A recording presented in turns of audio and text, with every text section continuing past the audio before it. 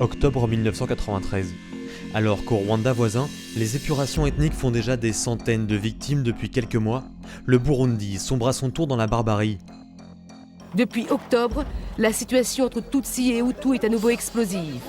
Les massacres ont répondu aux massacres au Burundi et l'armée burundaise, presque exclusivement Tutsi, a réprimé très durement les affrontements avec la population. Plus de 700 000 personnes ont dû fuir et sont devenues des réfugiés. Les violences ethniques ensanglantent cycliquement le pays depuis l'indépendance en 1962. Mais en 1993, le conflit dégénère en une violente guerre civile qui durera près de 12 ans et fera plus de 300 000 victimes et des dizaines de milliers d'orphelins. Près de 20 ans plus tard, le pays a regagné un semblant de calme, mais la population reste à jamais marquée par les atrocités de la guerre. Certains ont choisi de lutter pour que les générations futures ne connaissent jamais pareilles horreurs. Parmi eux, s'il en est une que l'on ne présente plus au Burundi, c'est bien Marguerite Barankitse. Elle n'a jamais eu d'enfant, pourtant celle qu'on appelle la maman nationale au Burundi en a élevé des milliers. Et ici, dans son village natal de Rwigi, lorsque Marguerite rentre à la maison, c'est sous le tonnerre des tambours du Burundi et les câlins des enfants. Et si elle reçoit aujourd'hui tant d'amour, c'est que Marguerite en a donné énormément.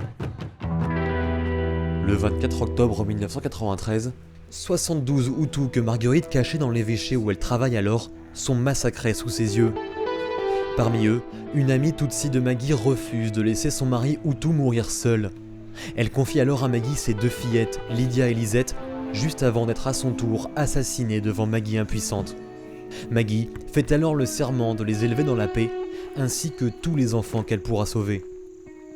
Quand Juliette m'a donné Lydia et Lisette, c'était comme une vraie mission. Je me suis dit, il y a plusieurs Lydia, il y a plusieurs Lisette. Peut-être que je peux rêver un Burundi réconcilié, un Burundi où il fait bon vivre. Nous pouvons vivre ensemble comme un seul peuple. Pas donc des Hutus et des Tutsis et des Batwa, mais comme un seul peuple uni. Et c'est le rêve. Ce rêve, c'est à travers les enfants que Maggie va le réaliser. Ce jour-là, elle sauve 32 enfants du massacre et décide de les élever dans une maison à l'abri des combats. Cette maison, qui plus tard prendra le nom de Maison Shalom. 32 enfants, puis 300, puis 1000, puis 10 000 ou 30 000, peu importe les chiffres. Pendant près de 20 ans, Maggie recueille tous ceux qu'elle peut aider et libérer du fardeau de la guerre. Dans la Maison Shalom, pas question de Hutu ou de Tutsi, tous sont des êtres humains à part entière, et Maggie élève ses enfants dans l'amour de l'autre. Aujourd'hui, la petite Lydia est une étudiante de 20 ans, et elle est fière de l'éducation qu'elle a reçue. J'ai appris à pardonner, j'ai pardonné beaucoup de monde. Je connaissais même pas ceux qui ont tué mes parents, mais quand même je les ai pardonnés. Et du coup, j'ai une façon assez libre et libérée de ces préjugés de Tutsi. Un Burundais, c'est un Burundais pour moi. Pour aider tous ces orphelins à se construire une véritable identité, Maggie refuse de construire des orphelinats trop impersonnels. Il lui faut une solution pérenne pour aider les enfants à mieux grandir. Quand elle ne peut pas retrouver les familles des enfants qu'elle recueille, Maggie décide de leur construire des petites maisons. Alors au fur et à mesure, elle donne toutes les terres de son grand-père et construit aux enfants 3000 maisons dans tout le pays. L'objectif principal de Maggie est de créer une nouvelle génération de Burundais qui se lèveront et diront non aux injustices et à la guerre. Alors que l'action de la Maison Shalom a transformé le Burundi en profondeur, Maggie a mis toute son énergie dans la création de nombreux projets qui ont pour but de contribuer à la paix et au développement de son pays de cœur. Ainsi, à Rwigi, Maggie a bâti sur les ruines de la guerre l'emblématique Cité des Anges, un complexe éducatif et de loisirs où les jeunes adultes sont formés à la couture, le stylisme ou encore l'informatique ou la coiffure. Plus encore, Maggie a même construit un cinéma, le 2e du pays, et une piscine.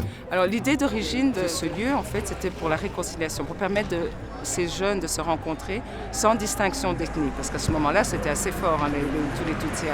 Mais là, ils se rencontraient au même endroit avec des intérêts communs. Donc ils pouvaient partager sans se disputer et sans penser à ce qui se passait à l'extérieur. Et pour propager la bonne parole pour les générations à venir, Maggie a bâti une école, où aujourd'hui la seconde lignée des enfants Shalom est éduquée dans la paix et la sérénité. Nous avons vu cette guerre venir. Parce qu'il y avait tellement d'injustice sociale. Il y a un grand manque dans l'éducation.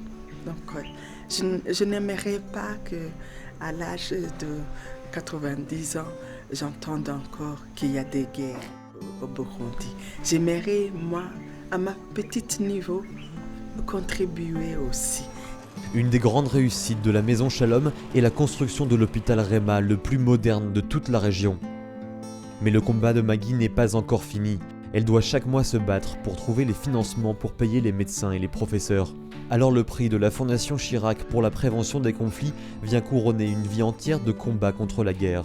C'est un encouragement pour moi. C'est toujours le message de la maison Shalom. Nous ne voulons plus réparer les pots cassés. Nous voulons éviter qu'il y ait des orphelins, qu'il y ait encore des violences. Donc, ça nous encourage. C'est le rechargement de nos batteries. Les batteries de notre cœur. Oui. Les contributions de Maggie pour son pays sont à couper le souffle. Elle a su ramener espoir à toute une nation et dignité à des dizaines de milliers de Burundais. Son message est désormais entre les mains de ses enfants et de ses petits-enfants, qui aujourd'hui portent en eux la formidable leçon de vie d'une femme qui prouve au monde entier qu'une personne seule peut changer les choses.